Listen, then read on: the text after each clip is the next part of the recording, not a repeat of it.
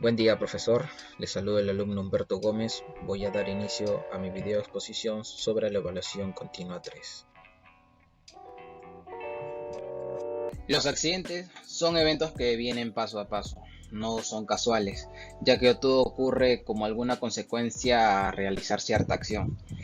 Como ejemplo de ello es cuando un trabajador de una empresa contratista especializada en limpieza hace sus actividades sin equipos de seguridad y sin previa capacitación.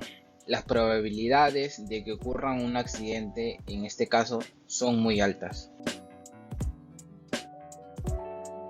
El método ABC de la clasificación de inventarios es un sistema que permite segmentar y organizar la distribución de las distintas mercancías dentro del almacén a partir de su relevancia, de su valor y de su rotación de estas mismas para la empresa. Con este sistema se prioriza la adquisición y colocación de los productos no por su volumen o cantidad, sino por el aporte económico que suponen para la empresa.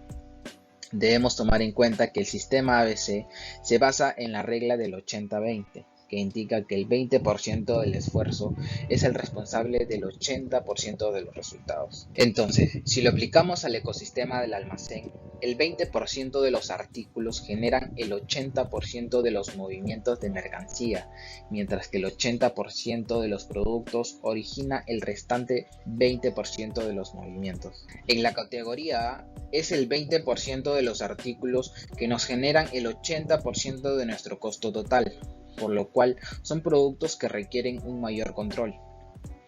En la categoría B es el 30% de los artículos que nos generan un 15% de los costos, por lo tanto, su control será menor que productos tipo A. Y en la categoría C es el 50% de nuestros productos que nos generan un costo del 5%. En este caso, el control de ellos es menos restrictivo de las dos categorías anteriores.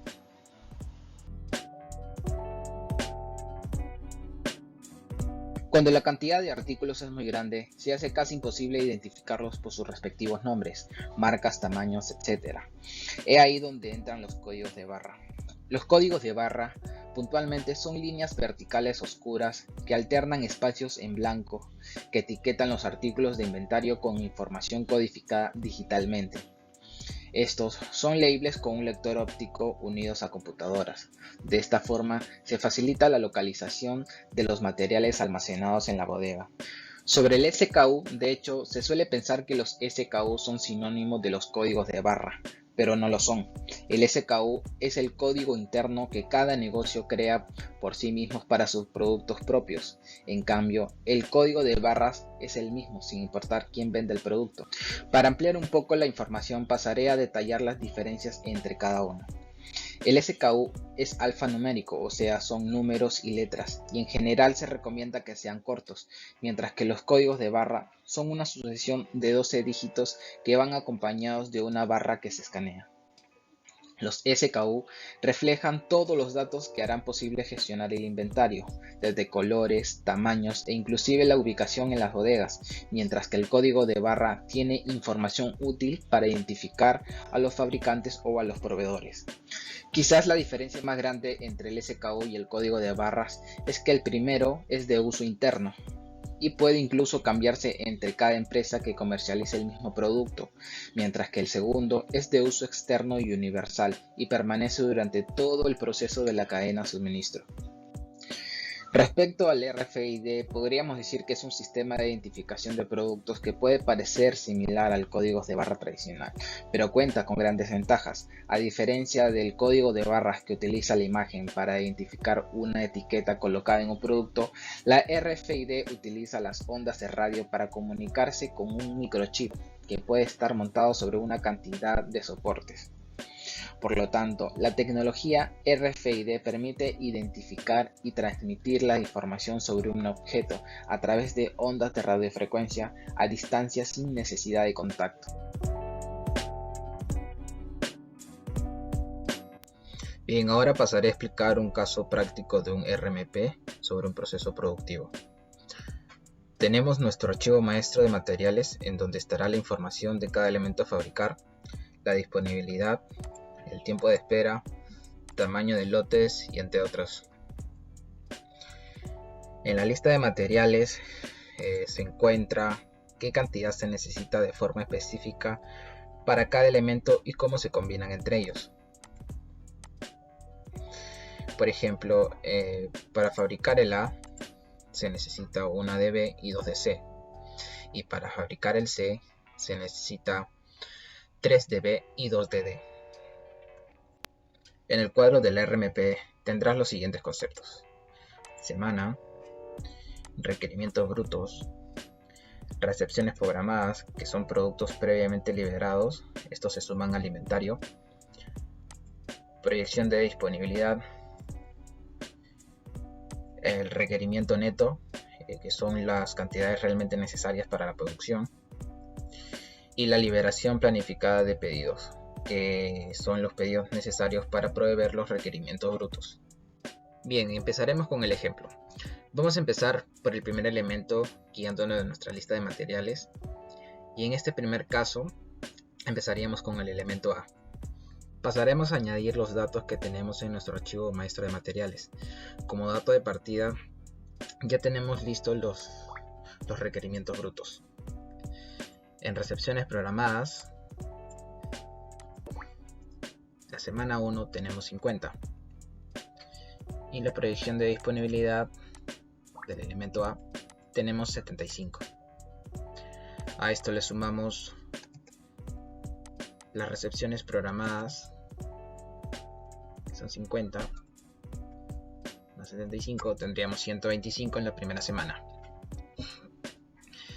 En la semana 2 ya tenemos un requerimiento que son de 100, pero como nosotros tenemos todavía en stock 125, solamente restamos los 100 y nos sobrarían 25. En la semana 3 no tenemos ningún requerimiento, tendríamos 25 igual. Y en la semana 4 tenemos otro requerimiento. Acá nos están faltando 35. Entonces nuestro requerimiento neto serían 35. Nuestra liberación de pedido también serían 35, porque vemos que en el tamaño en el lote es de lote a lote. Entonces esto le vamos a sumar la liberación de pedido programada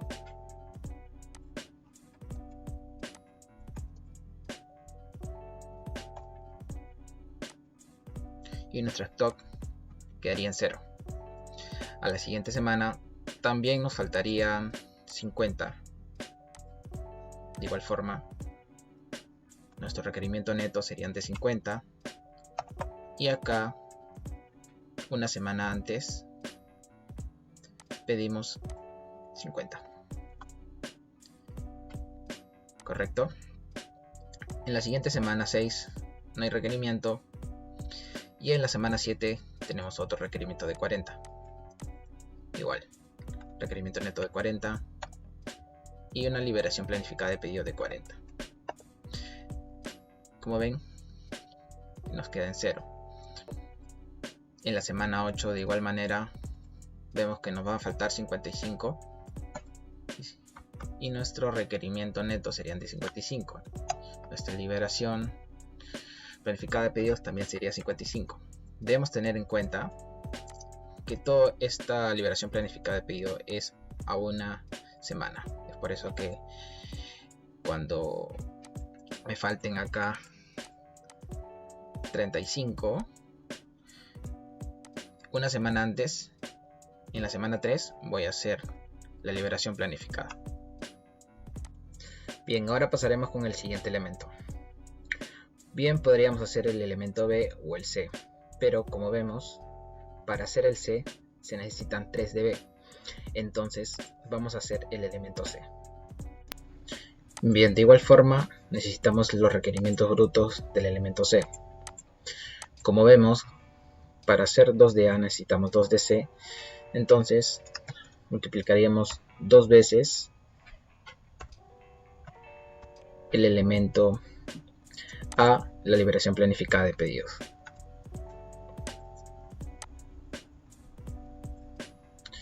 Y en este caso tendríamos nuestros requerimientos brutos. Los ejercicios son de igual forma que lo elaboramos en el elemento A. A diferencia de que en este elemento los lotes, como podemos observar, se piden de 150. Ok, entonces en la primera semana tenemos 50. Vemos que en la primera semana no hay requerimientos, en la segunda semana no hay requerimientos. Nuestra proyección de disponibilidad era de 50, como podemos observar.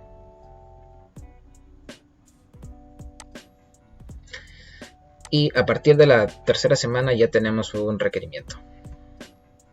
Entonces, si restamos, nos faltarían 20. Entonces, nuestro requerimiento neto serían de 20. ¿Correcto? Y también de igual forma, la liberación planificada de pedido es con una semana de anticipación. En este caso serían 150. Acá en el elemento A era de lote a lote, por eso que podíamos pedir la misma cantidad de nuestro requerimiento neto. Pero en el elemento C tendríamos que pedir 150. Entonces, como nos falta esto, le vamos a sumar nuestro requerimiento.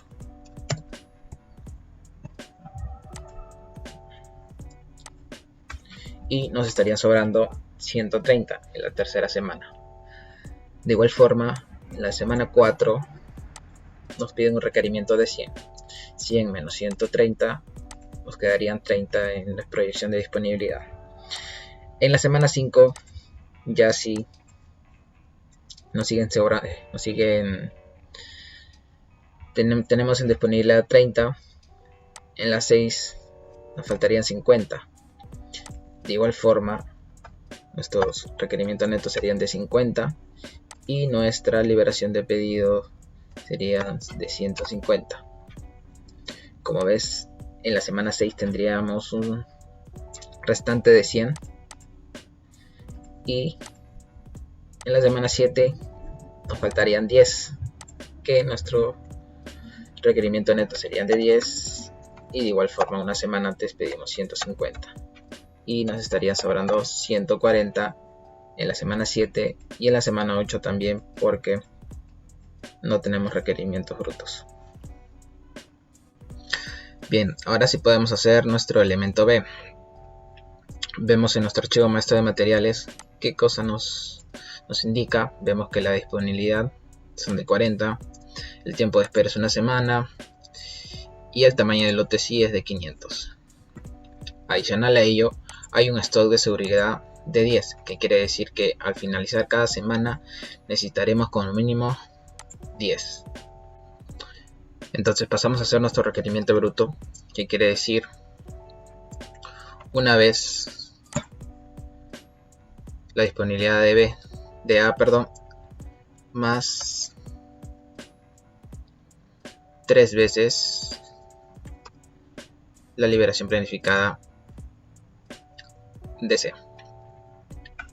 Entonces tendríamos nuestros requerimientos brutos. De igual forma, todos los ejercicios se hacen de la misma forma. En la primera semana no tenemos requerimientos. En la segunda semana ya tenemos requerimientos. Restamos con nuestra proyección de disponibilidad y nos faltarían 410. A esto le sumamos 410 de nuestro requerimiento neto y con una semana de anticipación pedimos nuestro lote de 500. Entonces restamos y sumamos y nos estarían sobrando 90. A la siguiente semana no tendríamos requerimientos netos, ya que contábamos con 90 restantes. En la siguiente semana, en la 4, de igual forma nos estarían sobrando 5, pero como vemos necesitamos 10 como mínimo. Entonces acá nos estarían faltando 5. Los requerimientos netos serían de 5 y de igual forma tendríamos que hacer una liberación planificada de 500. Y nos estarían sobrando 505 para la semana 4. Para la semana 5 no tenemos requerimientos, en la semana 6 si tendríamos un requerimiento de 435. Hacemos nuestra liberación planificada, nos sobrarían 65, y en la semana 7 nos sobrarían 10, que es lo mínimo del stock de seguridad, y en la semana 8 de igual forma.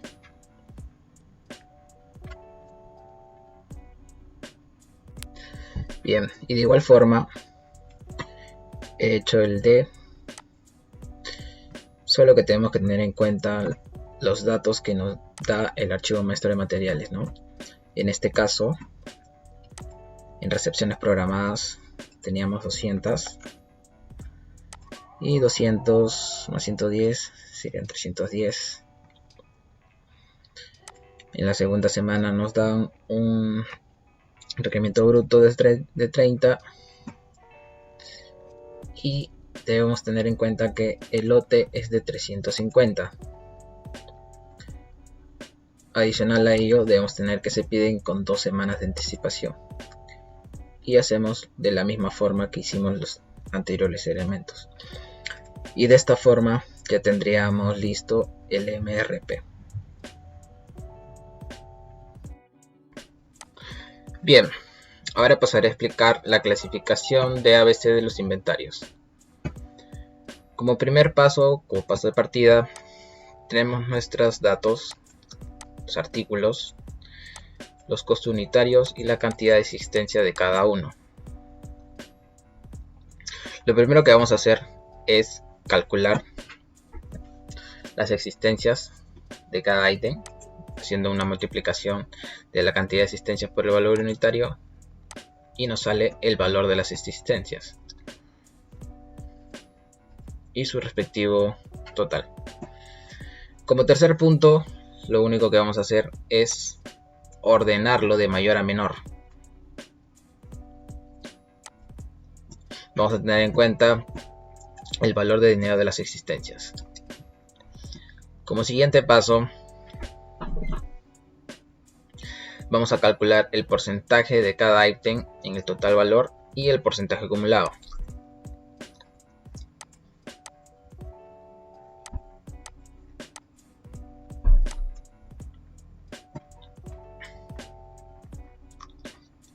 Después vamos a agruparlos, y acá vamos a pasar a clasificarlos del A al C. Vemos de que el artículo B001 y B002 tienen nuestra inversión, el porcentaje de inversión de 62,13%. El porcentaje de nuestra inversión están en los artículos B05, B003 y B009. Y en la clasificación C, que es el 6,58% de nuestra inversión, están los siguientes artículos: B10, B12, B8, B7 y B6.